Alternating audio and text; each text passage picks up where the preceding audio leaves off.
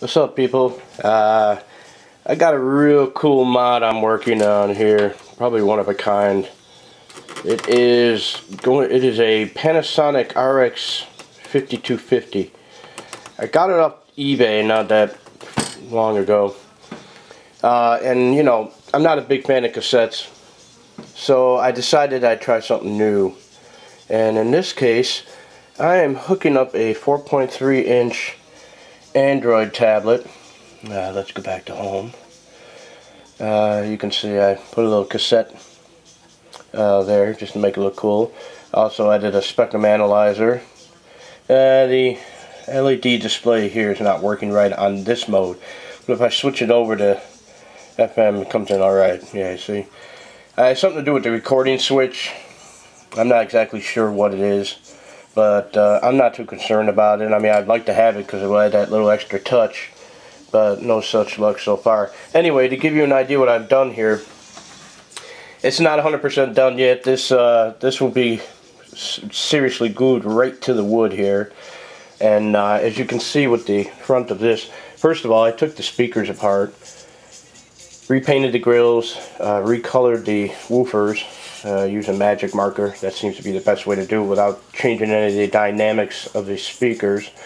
I removed the cassette deck, and I'm going to have a piece of plexiglass that goes right over this piece here.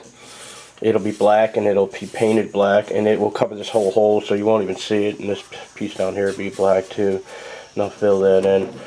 This piece in here is going to be cut off, so we can allow these connections to go through. I have the headphone jack out and internally put in through the back of the auxiliary. You don't see any wires or anything. This is the cool part. This is a micro SD extender. I was trying to find a way to get the battery power to it through the one USB and data, and that's just not going to work. I couldn't find anything. It just won't work in general. Or there might be something out there that's really expensive. Anyway, I had to find another way to get data to flow to this because, you know, you don't have to. I don't want you to have to open up the unit to have to change the micro SD card. And the only thing I could find was this. I didn't even know it existed. But as you can see, I have it running to the back of the side of the boombox here, and it actually came out really good. You can see right here.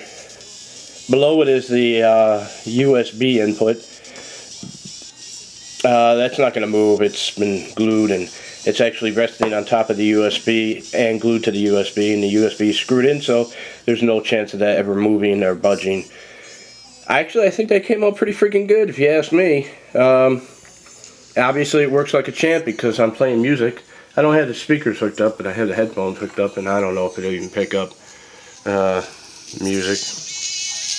Maybe. Anyway, the USB, the feature of the USB is, here you can see where I brought it in and extended to, I converted it from a full USB down to a micro USB. Where is it? Right there. And the reason for that is this.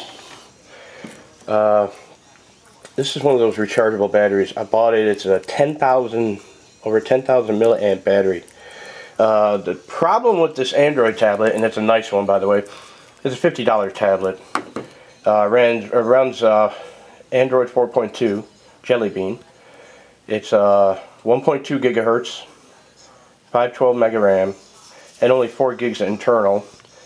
So, you know, obviously I had to add something to it. As you can see though, it's actually not that bad. Other than the battery life, Wi-Fi works good by the way. Other than battery life, it sucks. It's got a 1,000 milliamp battery in there, and it only lasts 3 hours, maybe if I'm lucky. And it also drains the battery when it's not completely turned off. So I bought this bad boy, and this will extend the life by 30 hours, roughly, probably a little less than that.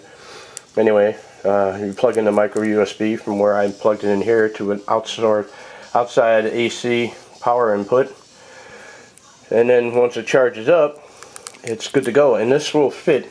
This is a cool part. Let's see if I can actually show it. Let's press this over here real quick, gently. This right here. This is the actual cassette backplate. I took all the plastic off of it and removed everything, and I screwed the piece of wood into this. It's just going to be just the right height, and I'm going to mega glue this Android tablet onto it. And the battery is going to be on the other side, and I'm going to strap that down with some nylon straps. It won't move at all. And then so the battery will be underneath this plate, and then the Android tablet will be on the top of the plate, and like so. And when I put the cover on, it will, all you're going to see is the Android tablet and the facade, and it'll look like it actually belongs with the unit. So another cool thing about this, well, you can watch movies on it if you want. It actually plays movies pretty good. And it does internet radio, which is nice too. It'll be self-contained. You can put batteries in it and run it until the batteries die out. They'll die out long before this thing will. And I'm also installing a separate momentary switch, because I would highly recommend, I mean, this is a Chinese tablet. Let's not kid here. It drains power even when it's not, when you just turn the power momentary off, and shuts the screen down. It's still going to draw power, and it does drain the battery. So I have a little switch, a little tiny momentary switch. You hold it down for a few seconds and shut the unit off, the Android tablet, and then it takes about 2 seconds to shut off, and it takes about less than a minute to turn back on. It's a small price to pay, considering what this can do. And what I'm going to do is, to do that, there's a physical button here, right here, and that's how you turn it on. And I'm going to run the wiring. I'm going to take that out and take the switch out, and just run 2 wires off of this into the side here somewhere. It's going to be a very small momentary switch. So I mean, it's not 100%. Everything is going to be in one little area right here. The momentary switch should probably be up here somewhere, I'm thinking. And that's just to, I mean, you don't need to turn it on or off. I mean, it's just going to drain the battery, and I'd rather not. But outside of the battery issue on this, a very nice tablet. I mean, it really does run extremely well. And I think it's going to be awesome when it's done, and it'll sound really good too, because you can adjust the EQ on the tablet if necessary.